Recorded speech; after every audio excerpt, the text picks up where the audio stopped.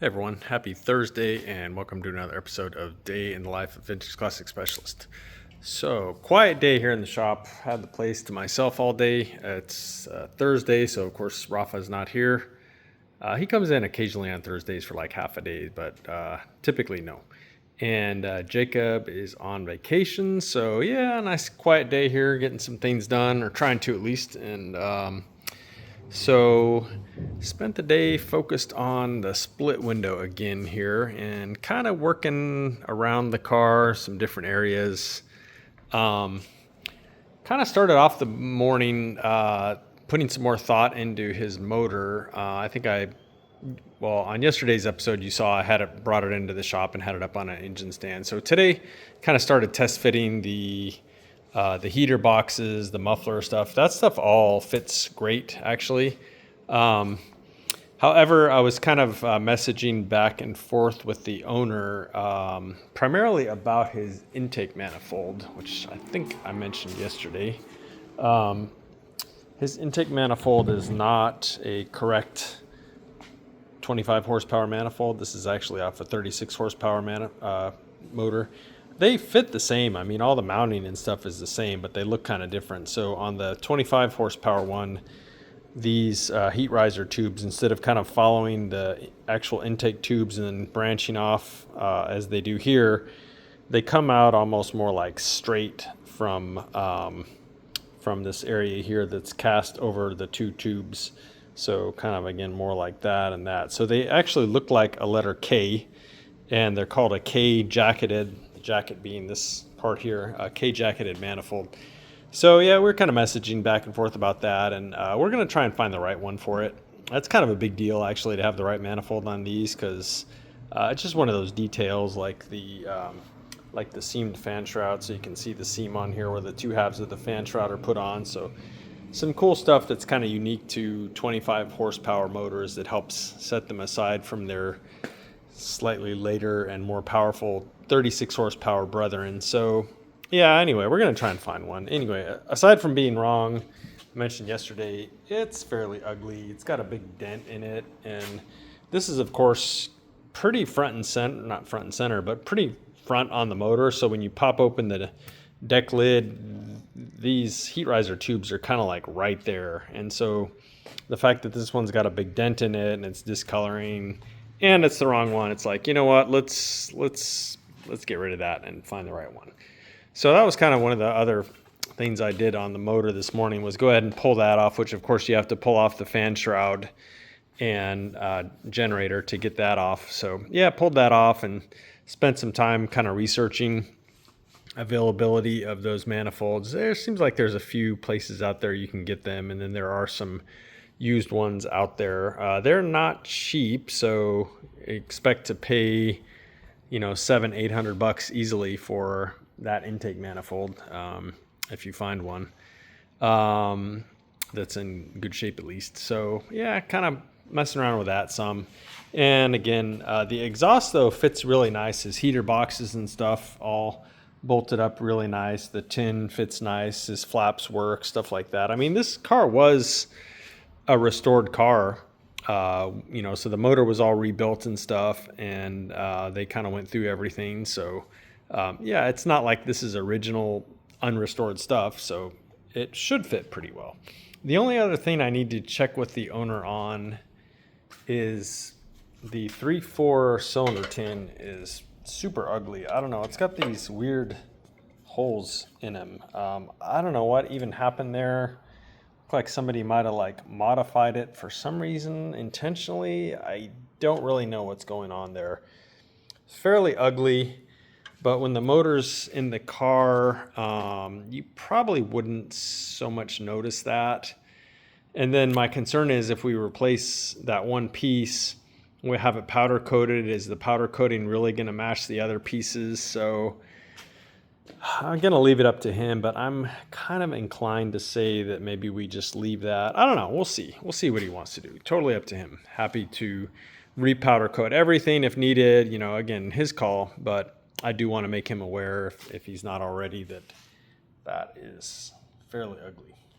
So, but again, it's kind of off to the side, and you probably wouldn't notice it when the engine's in the car. But Anyway, so messed around with that for a while this morning, and then got on to his Bowden tube. I think I mentioned yesterday. So split windows did not come with a Bowden tube, which is of course this tube that you see here with a bow in it. And what that does, those of you that aren't familiar with these, is when you start taking off in these cars, in any Beetle for that matter, buses have these too. The transmission and engine will actually move a little bit. And so, just due to the fact that the mounts are rubber and the frame horns flex and stuff like that. So they'll move a little bit, and I'm talking like maybe millimeters. But what happens is if you have the cable coming out of the chassis up here and just making a straight line up to the throwout bearing arm, and that's just basically like a straight line, that little bit of movement will actually change the tension on the clutch. And so the clutch will start to slip a little bit, and then things kind of flex back the other way, and then it grabs again, and then it flexes again, and the clutch becomes loose. So what ends up happening is, this is all happening very quickly, by the way, and so this is where you get like that chatter when you're trying to take off, and the whole car will kind of like shudder or vibrate, chatter, whatever you want to call it. So the Bowden tube, by introducing that kind of excess length in there, actually eliminates that, because now what happens is, you can imagine that if the transmission moves some, that bow, that arc in there can just kind of straighten out, and so it sort of allows the transmission and the clutch cable to take into account that little bit of movement. So anyway, that's a little bit long-winded, but yeah, very important. So split windows didn't have this. My split window doesn't have one. It's pretty tricky to take off from a stop in that car and not have a little bit of shuddering. You gotta like really, really feather the clutch, and you almost have to like start letting the clutch out and then push it back in slightly and then sort of ease it back out again while kind of rolling on the throttle in my split window that doesn't have a Bowden tube, to get like a smooth takeoff. Otherwise, yeah, they chatter pretty bad. So just to kind of give him a little bit better driving experience, we decided to go ahead and fit a Bowden tube in here.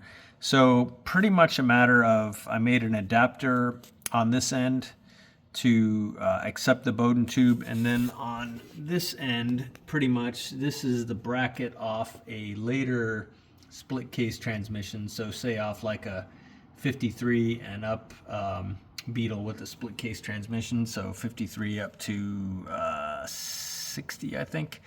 So yeah, so starting in 50, well, late 52 technically, they had the Bowden tube, and so it's just a bracket that bolts on the transmission case. So that, and then the adapter I made, and boom, there it is, Bowden tube. So took a little bit of thought to figure out exactly how I wanted to do it to make it clean and secure and stuff like that, but ended up being fairly easy after I figured it out. So there's that. The other thing I did at the back of the car was start assembling his rear brakes, and yeah, pretty much got them together. His hardware, so there's supposed to be like a spring here and here that has a little pin that comes from the back of the backing plate with like a little cap on it. Those were super ugly on here and very like rusted and pitted. They look like they would probably just break eventually. So I do have new hardware on the way for this. These springs I found in our stash, and the bottom spring here, I've got those on order too. I just temporarily put his used ones in there to be able to assemble these. So when that stuff comes in tomorrow, I'll add these two here and then replace his bottom spring, and then his brake assembly is pretty much done on both sides on the back. I'm also waiting to hear back from Eddie at Eddie and Dave's Garage on finding me some proper rear brake drums for this car. Wolfsburg West is out, so I've got Eddie searching some of his sources to see if he can find some. If he can't find them, I've already found them at CIP1, the guys in Canada, so I'll be getting them from them. But if I can get them locally, then even better. Let's see, what else? I think that's kind of what happened on this car today. Just trying to think if I actually did anything else, and I think the answer is actually no. So a little bit of a shorter episode for today. So with that, I will let you guys go. I will be here tomorrow, of course, Friday. And then as far as I know, I'll be in Saturday briefly this week too. So a couple more episodes to go this week. And with that, I bid you all adieu, and we'll see you tomorrow. Thanks for watching. Bye.